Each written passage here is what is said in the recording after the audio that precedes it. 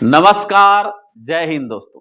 आज हम संविधान के टॉपिक में राष्ट्रपति पार्ट 3 के अंतर्गत राष्ट्रपति का कार्यकाल आर्टिकल 56, राष्ट्रपति का पुनर्निर्वाचन आर्टिकल 57, राष्ट्रपति पद के लिए अहर्ताएं आर्टिकल 58, राष्ट्रपति पद के लिए शर्तें आर्टिकल 59 और राष्ट्रपति की शपथ या प्रत्यागन आर्टिकल 60। तो इन्हीं बिंदुओं पर आज की टॉपिक में हम पूरा विस्तार पूर्वक चर्चा करेंगे।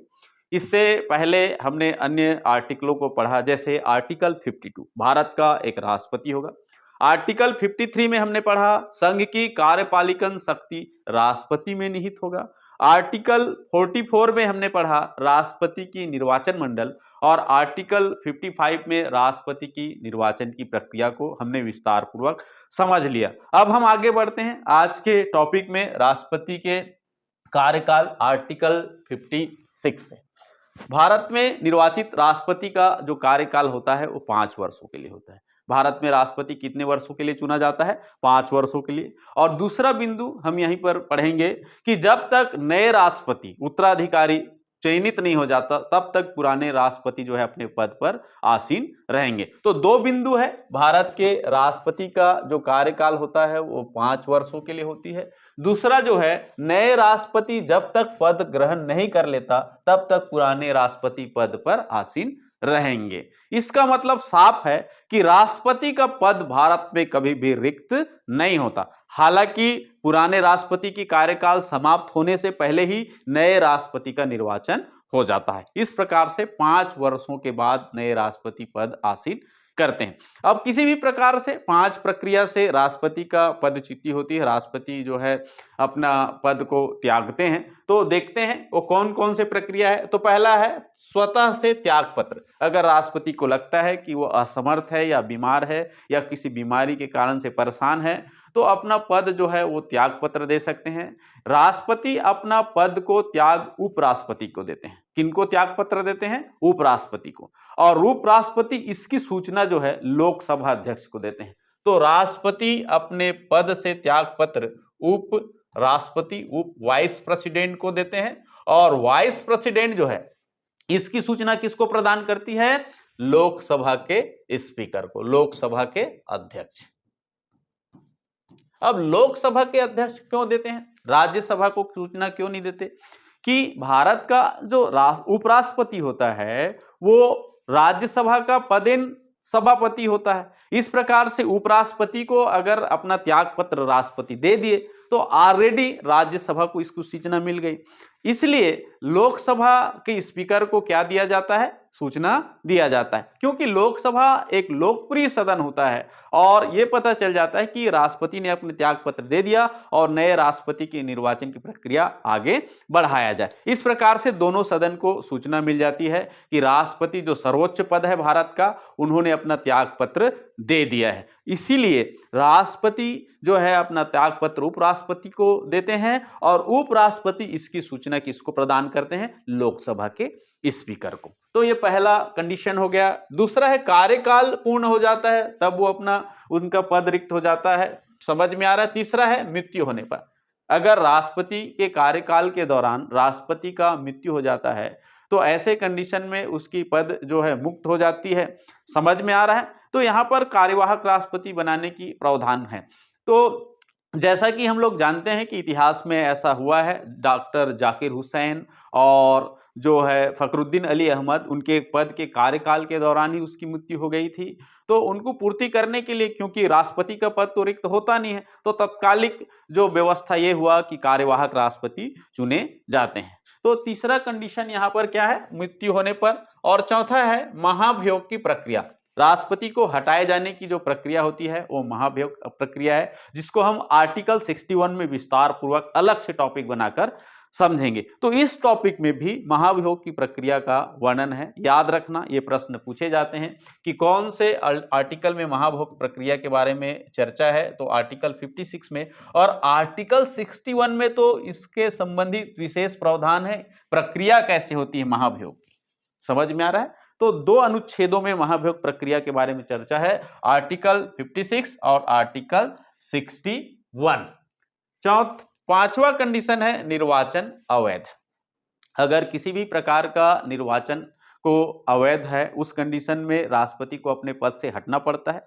लेकिन निर्वाचन को अवैध घोषित करने का अधिकार सुप्रीम कोर्ट है। अगर राष्ट्रपति और उपराष्ट्रपति के निर्वाचन संबंधी विवाद होता है तो आर्टिकल 71 के तहत ये मामला सुप्रीम कोर्ट में जाती है और सुप्रीम कोर्ट ही इस मामले को देखता है और सुप्रीम कोर्ट में सबूतों के आधार पर उनकी निर्वाचन को अवैध घोषित किया जा सकता है। अन्यथा किसी को पावर नहीं है कि निर्वाचन को अवैध घोषित कर। अगर निर्वाचन अवैध घोषित हो जाता है तो ऐसे कंडीशन में राष्ट्रपति को अपने पद से क्या करना पड़ेगा, त्याग पत्र देना पड़ेगा, अपने पद से चिट्ठी होनी पड़ेगी। इसको याद रखना। तो 5 कंडीशन है जिसके आधार पर राष्ट्रपति को हटना पड़ता है। एक है त्याग पत्र देने पर हट जाता है, दूसरा है कार्यकाल पूर्ण होने पर, तीसरा है मृत्यु की अवस्था में, चौथा है महाभियोग प्रक्रिया पूर्ण होने पर और पांचवा है निर्वाचन अवैध है।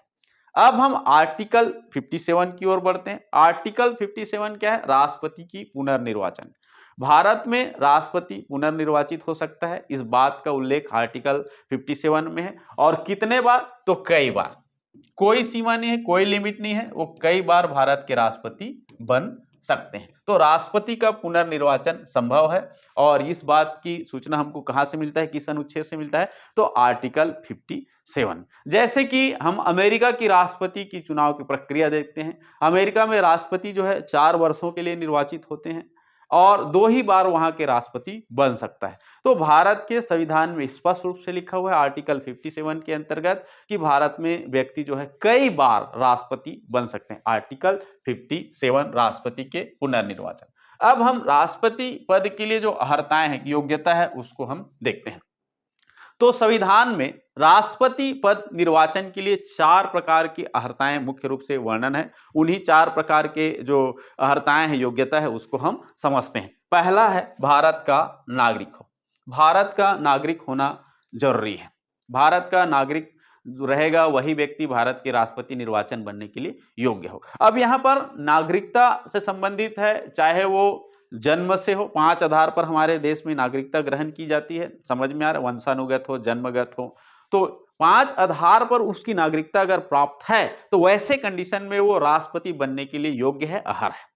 हालांकि विदेशी व्यक्ति है तो भी वो भारत का राष्ट्रपति बन सकता है अगर उसको किसी भी कंडीशन से भारत की नागरिकता प्राप्त है। जैसे देशीकरण हो गया, पंजीकरण है, इस कंडीशन से अगर वो व्यक्ति भारत का नागरिक बन चुका है तो वो राष्ट्रपति पद के लिए अर्ह है, योग्य रखता है। समझ में आ रहा है? अब हम इसकी तुलना हम अमेरिका के राष्ट्रपति पद के लिए देख सकते हैं। तो वहां पर जन्म आधार पर नागरिकता, जन्म के आधार पर उसको निर्वाचन में भाग लेने की क्या है, उपलब्धि प्राप्त होता है। मतलब अमेरिका का राष्ट्रपति अगर आपको बनना है तो वहां जन्म लेना जरूरी है। हमारे देश में ऐसी नहीं है। हमारे देश के संविधान में स्पष्ट रूप से लिखा है आर्टिकल 58 में भारत का नागरिक होना चाहिए। विदेशी व्यक्ति भी भारत का नागरिकता अगर ग्रहण कर चुका है, उनको अर्हता प्रदान कर दी है, संसद ने नागरिकता प्रदान कर दिया है, तो वो व्यक्ति भारत के राष्ट्रपति में चुनाव लड़ने के लिए योग्य माना जाएगा। आगे बढ़ते हैं। समझ में आ रहा? 35 वर्ष की आयु पूर्ण हो चुका हो। भारत के राष्ट्रपति चुनाव के लिए न्यूनतम आयु कितना दिया गया है? 35 वर्ष। 35 वर्ष से कम आयु के व्यक्ति जो है भारत के राष्ट्रपति चुनाव में भाग नहीं ले सकता। अधिकतम आयु की सीमा का कोई प्रावधान भारत के संविधान में वर्णन नहीं। इस बात को आपको ध्यान देना। न्यूनतम आयु दिया हुआ है 35 वर्ष का आयु का व्यक्ति ही भारत के राष्ट्रपति में के चुनाव में भाग ले सकता है, अन्यथा नहीं। अधिकतम आयु की कोई सीमा यहां नहीं तय किया गया है, इसको ध्यान में रखना। तीसरा पॉइंट है लोकसभा सदस्य बनने की योग्यता रखता है। तीसरा पॉइंट में लोकसभा सदस्य बनने के लिए जो योग्यता होती है वही योग्यता राष्ट्रपति के निर्वाचन होने के लिए होना चाहिए। तीसरा योग्यता। चौथा, लाभ के पद पर ना हो। ऑफिस ऑफ प्रॉफिट के जो पद है उसके ऊपर पद ग्रहण नहीं करता हो ऐसा व्यक्ति जो भारत के राष्ट्रपति। अब लाभ के पद के अंतर्गत कौन कौन नहीं आता उसको हम देख लेते हैं। भारत का राष्ट्रपति लाभ के पद पर नहीं आता। उपराष्ट्रपति, राज्यपाल, संघ और राज्यों के मंत्री लाभ के पद के दायरे से बाहर है। तो ये 5 व्यक्ति जो प्रमुख है, भारत के राष्ट्रपति, उपराष्ट्रपति, राज्यों के राज्यपाल, संघ और राज्य के जो मंत्री है वो लाभ के पद के दायरे पर। अब लाभ की पद को हम देखेंगे आर्टिकल 102(I)(1) के अंतर्गत। समझ में आ रहा है? 102 अनुच्छेद में लाभ की पद की जो क्या दिया है परिभाषा, मतलब उसके अंतर्गत दर्शाया गया। हालांकि लाभ का पद का विशेष जो परिभाषा है, मतलब परिभाषा है, संविधान में स्पष्ट नहीं है। इससे संबंधित प्रावधान जो है आर्टिकल 102(1)(a) के अंतर्गत वर्णन है, जिसे हम बाद में देखेंगे कि लाभ का पद का क्या मायने है। आगे हम बढ़ते हैं आर्टिकल 59 की ओर। आर्टिकल 59 कहता है राष्ट्रपति पद के लिए क्या क्या शर्तें होनी चाहिए। तो राष्ट्रपति पद के लिए पहला है, राष्ट्रपति पद के लिए संसद के किसी सदन या का सदस्य या राज्य विधानमंडल का सदस्य नहीं होना चाहिए। जो भी व्यक्ति राष्ट्रपति के पद के लिए निर्वाचित हो गया है, वो किसी भी सदन का, चाहे वो संसद का हो, लोकसभा और राज्यसभा, और विधानमंडल, विधानमंडल में भी दो सदन है, एक विधानसभा और दूसरा विधान परिषद, तो किसी भी सदन का वो सदस्य नहीं होना चाहिए। समझ में आ रहा है? अगर है तो ऐसे कंडीशन में उसको त्याग पत्र देना पड़ेगा। अगर किसी सदन का सदस्य है तो अपने पद से वो क्या करेंगे? त्याग पत्र देंगे। अगर किसी भी सदन का है, या लोकसभा का है, या राज्यसभा का है, या विधानसभा का है, या विधान परिषद, किसी भी सदन का वो सदस्य है, तो अगर राष्ट्रपति उनको बनना है या राष्ट्रपति निर्वाचित हो चुके हैं, अगर पद पर है, तो उनको त्याग पत्र देना पड़ेगा, ये जरूरी। नहीं तो राष्ट्रपति का पद स्वतः क्या हो जाएगी? रिक्त माना जाएगा। तो ये पहला पॉइंट। दूसरा है, अन्य कोई लाभ का पद धारण नहीं करेगा।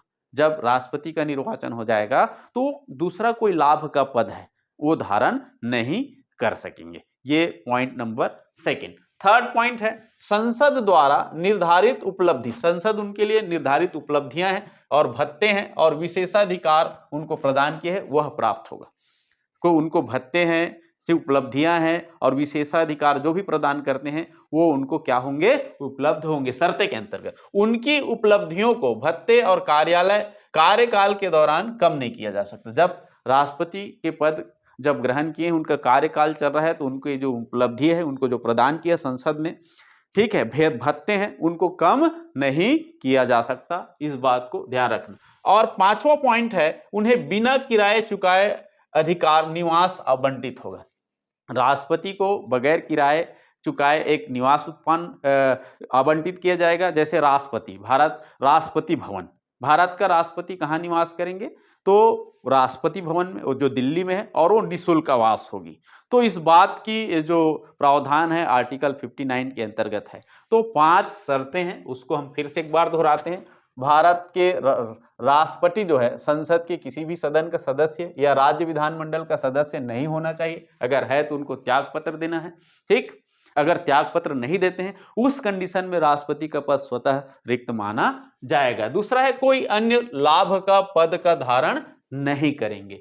तीसरा है, संसद द्वारा निर्धारित उपलब्धियां, भत्ते और विशेषाधिकार प्राप्त होंगे।